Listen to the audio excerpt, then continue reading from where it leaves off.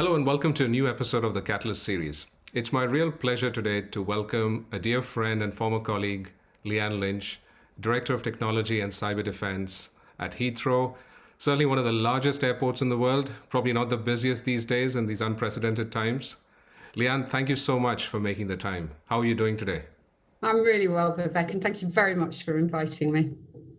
It's a pleasure to see you again. And Leanne, you've had an amazing career.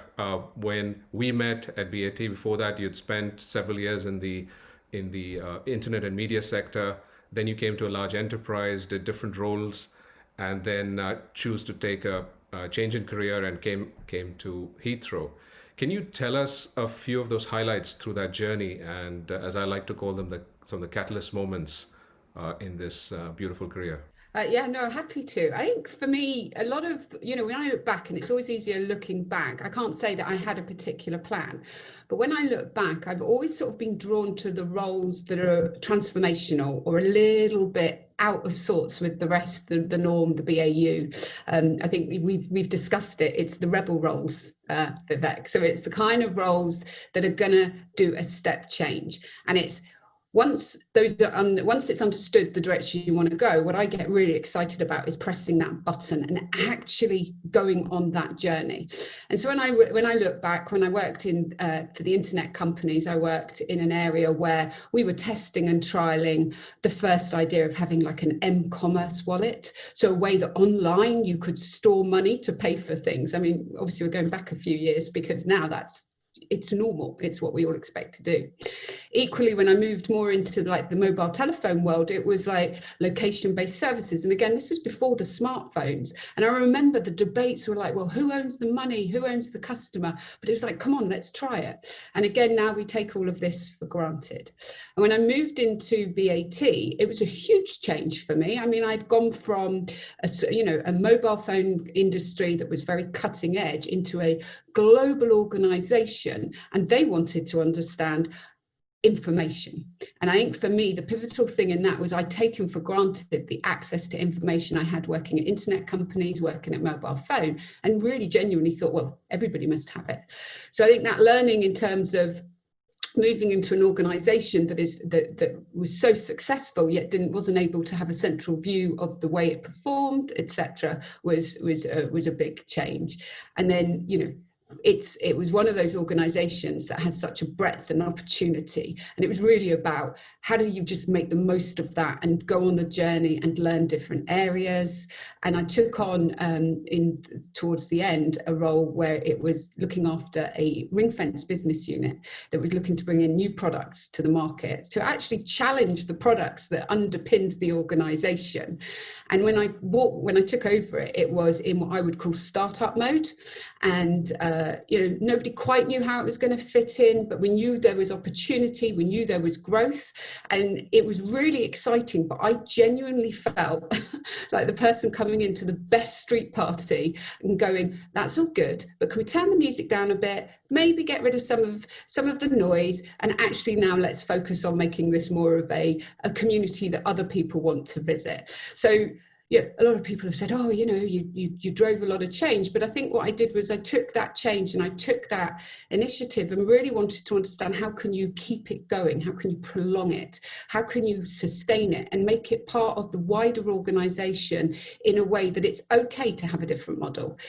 You don't have to blend with the rest. And that was really exciting. And when we finished that journey and rolled it back into the wider organization, I just wanted to know, well, what else can I do? And can I do a similar transformation, but outside of an environment where I had 10 years, I had an amazing network, colleagues I knew, we trusted each other, we knew each other. And so I took the opportunity to take a new role, and I couldn't have found something more different. I mean, all my jobs, I've traveled through Heathrow, but when you actually then join the organization, the depth of what that company does is phenomenal, and the way it ties itself into the community around it. It is literally a living city. So it has every service, every amenity that you would expect when you go through a city. You just are transiting through it in much shorter time period. And the thing that really appealed to me is that within that city is all the data, and I love information and I love data, and the opportunity of what we could do as an organisation for both our colleagues, our passengers and our community if we were able to get that information into a place and make it available to help us understand what our colleagues wanted, what our passengers wanted and what Team Heathrow wanted. That was core for me. So that was my journey into Heathrow, and I think like any organisation, the last 6 months has just blown everything out of the water. And I think I've gone through some significant changes career-wise, personally, that you could never have planned for. No career plan would have got you ready for the last 6 months. And so I've gone from being asked to come in to do the digital services, which was to land a new operating model and way of working in the wider organisation to support data and digital marketing and passenger engagement tools, to looking after the whole of technology and trying to size and organise the department in a way that sets us up for success where we currently are, but ensures that we are able to recover and build back better into the next year.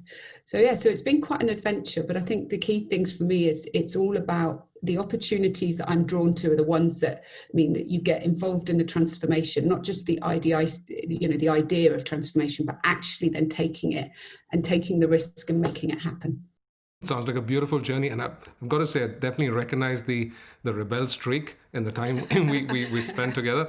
But on a serious note, the energy that you brought in to the organization coming from your previous role, and often in a larger established company, you need people who just ask the simple questions of why you can't do something different and try different things. And that's what I really enjoyed in working with you, and how you just, challenged with simple common sense logic, which was refreshing in a lot of the things that we did together. You start talking about this wider world of technology, and I know it's been said now for a couple of years that we're at an inflection point. And I personally believe that the only thing that limits us in terms of exploiting technology is our own imagination. The kind of new business models that are possible, the kind of new channels and ways of reaching out to customers, and even the tried and tested focus of technology in terms of improving productivity. Now, as a leader of a technology function of an enterprise, how do you prepare yourself and your function to make the most of this period of time? Yeah, that's such an interesting point, Vivek, and there's so many ways to answer it. If I took, for example, if you actually look at the tools and the technology that's available in most organizations right now, one of the big things we've done is push it out there. So if you take digital workplace, so be it, Office 365, whatever your tool sets are, is that there's often this view that within IT or technology that you have to come and ask and do. And we've really taken a thing that the apps and the capabilities that don't need me or my team to look after, monitor, because they're safe, we've pushed out, and we actively encourage communities of individuals to use them. And we've got some amazing success stories at Heathrow, where some of the technology we've pushed out into our wider workforce has actually generated them using that technology to suit them. Not how I think they need it, not how any of my technology team would see we need it, but some of the apps we've enabled them to use, the security team have picked up, and they have found ways of creating apps to help them with translations while they're dealing with consumers. They've created capabilities that have got rid of paper-based systems, and it's also enabled a lot of them to actually make huge career changes. Some of that security team now work in my digital services team. And we did a similar thing with our team administrators and executive assistants. And again, they've now transited and changed. So I think the pivot for us was let go, right? As technologists, we love technology and we can see all the various ways that we use it. Also, I think a lot of people underestimate how much your IT and technology department actually know your business. But in order to provide the right tools to suit your business, we have to almost understand every single process, all the big decision points, all the pain points, to ensure that the tool we provide you with answers your question. And that's great, and we continue to do that, but then we have to learn to let go. So once we've provided the right tool, let go as far as you can, ensure it's secure, ensure that, it's not going to leave your company open to any risks or etc. But then just step back, let go, and allow that community to make that tool work for them. And at Heathrow, that was quite pivotal, seeing that when I joined, seeing the impact it's had on individuals as well as areas. And we continue to promote it. We now have something called the Digital Academy, where we've worked with companies like yourselves, and we've created an online site that people can go to and follow trails or follow training, just again to really get those skills up and understand and drive passion into how to make those tools work for them as individuals. And I think moving forward, we need to be more like that. We all have a view on the best way to get things done, but once we get the right tools in place, let the community who use that tools control the direction it's going in. So I think that for me was hugely pivotal and a big draw when I joined Heathrow, because they had already started on that journey. There's so many interesting nuggets in that, but the two that stand out for me is this real sentiment that resonates, is the sense of how do you help your own function let go? Because I remember myself being on the journey where you almost feel that, no, we know better. We can't really trust the rest of the business to do the right thing. Yeah. But actually, you're right. To actually, if you really want to empower the organization, you've got to first learn to, yes, prepare them, but then actually empower them, democratize the use of technology. And and assume that, yes, everyone can actually skill up. And this is your second point, this whole sense of reskilling the organization and actually letting everybody build, actually use the technology in a smart way. It's actually, for me, the big transformation that organizations need to go through. It's not just the IT department or the traditional function. Yeah, and it is. I mean, there is an element that you've got to have some core capabilities that need to remain within a core central governance part of way, for obvious reason. With my cyber defense hat on, there are some things you just don't release. But then as you get closer and closer to the edges, closer to the people who are actually doing the job running it, that's where you need the flexibility. And it's hard. And obviously, within the team, we have that core capability, and there's a reason that that's a core capability. And we try to be visible and open as to why we just can't release certain things and we need to do it. So again, it's trust them to understand the reasons why core is core, and then show them and support them and be there and just keep them updated. And the communities take a life of their own, and it is nerve-wracking. You sit there and you go, oh my gosh, am I going to get one of those moments where someone tells me something?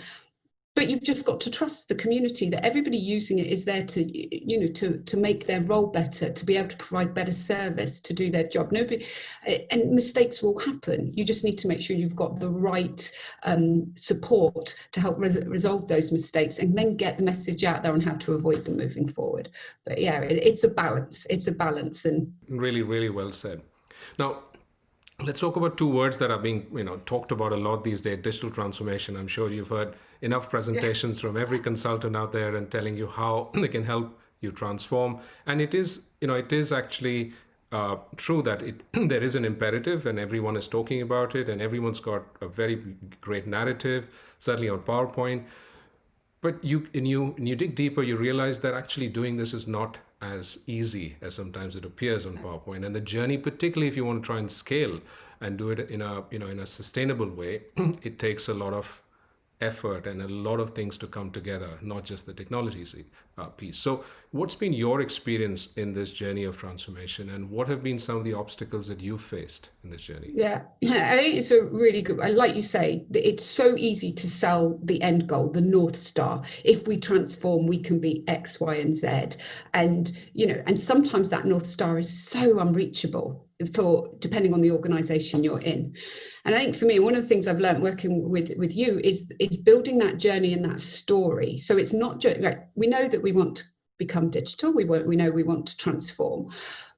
But what are the steps that we have to go through to get there? Does everybody understand the effort involved in each step? And also understand that at some point we have to ask ourselves, when is it enough? Right? The North Star will be, to your point,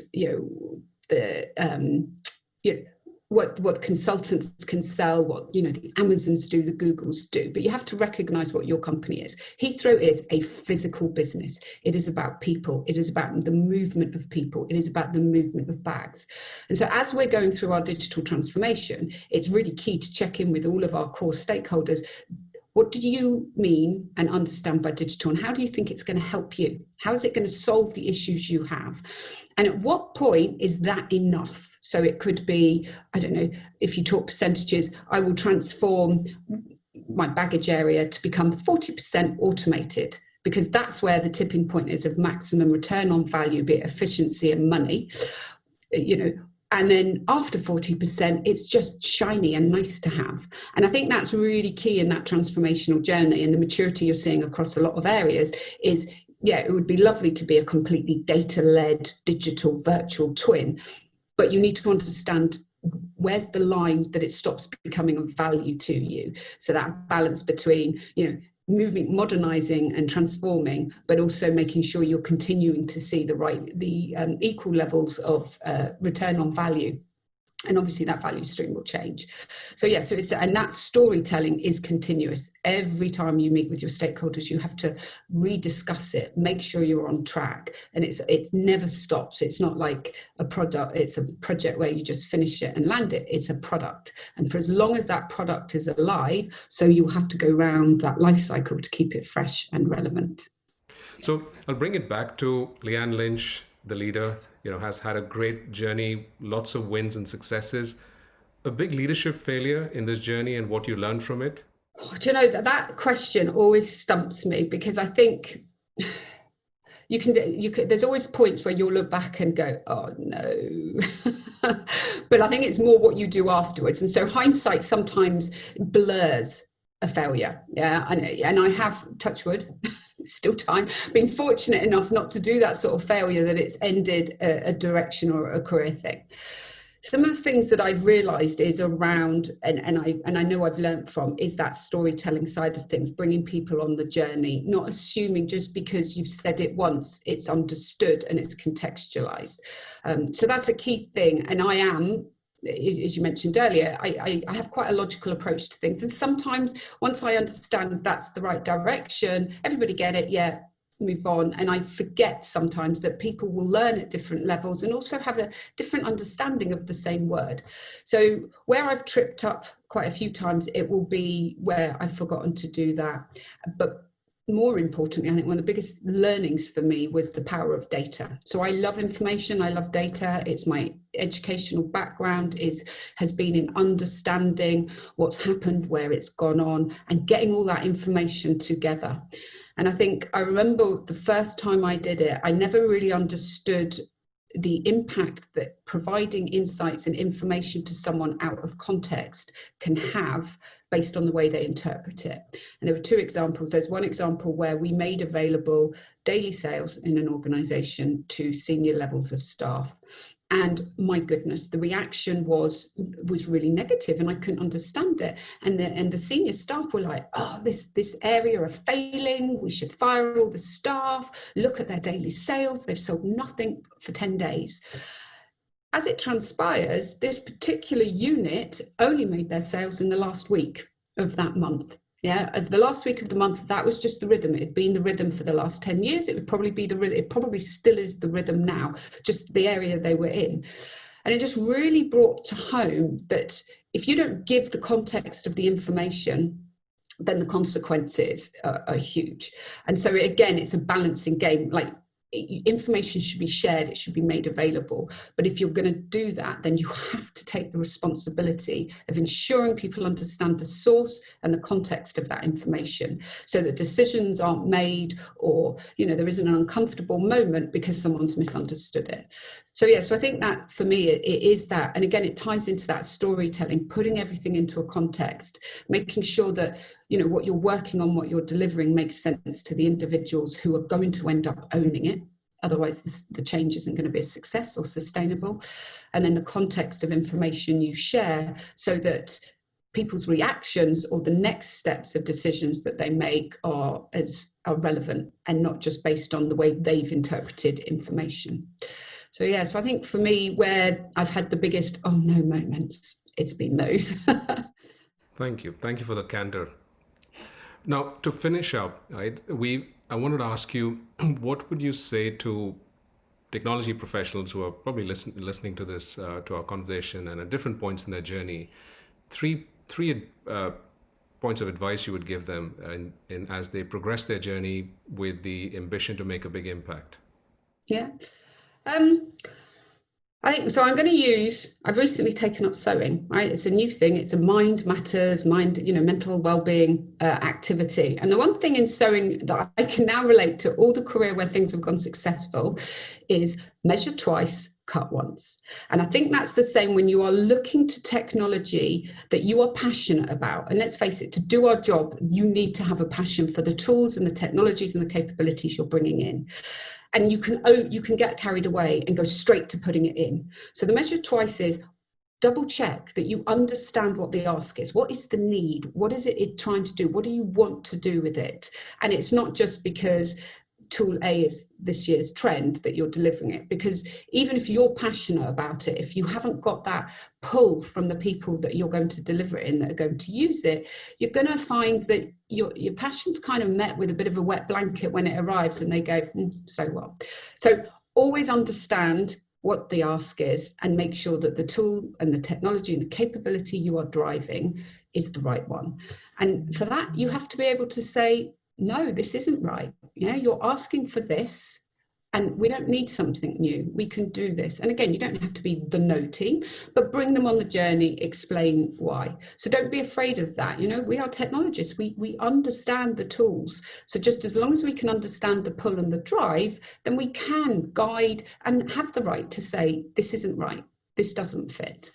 And then be honest. Yeah. So a lot of times, it's great when you're bringing in new toys, everybody's happy. But when it comes to things like maintaining and the continual life cycle you go on owning those products, they're always going to be hiccups where they don't work. You're not always going to know the answers, but just be open and honest and just make it clear that, well, yeah, we're still we're trying to resolve it. We're looking at the root cause. And the more complex your technology footprint is, in somewhere like Heathrow, it's hugely complex. That root cause analysis is going to take longer and longer. So when it happens, be honest where you are, keep people updated, and stay out of the way of your SMEs. Senior management don't help, I find, when it comes to this resolution path. The technologists and the IT teams and the engineers who know these systems are the only ones on the tech bridge, so give them room to breathe. So hopefully that's answered your question. Wonderful nuggets of advice. And the correlation between sewing and technology, that's going to stay with me. Measure twice, cut once. I'm going to remember that. It is. It's an engineering thing. Because if you think about sewing, right, you have a pattern which you have to translate. And trust me, it is not written. Well, the words are English, but it will take 3 or 4 goes. So you have to understand a pattern. You have to understand the material. So some patterns and the material will be the determine whether the results are successful or not. You choose the wrong material for the pattern, you're going to end up with something that doesn't fit. So so there are quite a lot of synergies, and it is very soothing as well, because when you're actually in the process of doing it, you can focus on nothing else, because there are scissors and sharp implements involved, and it can get dangerous. Leanne, it's been a real pleasure. As I have said before, many times when we work together, the world needs more Leannes. Keep that rebel streak going, and thank you for the time. No, thank you, Vivek. It's been brilliant catching up with you.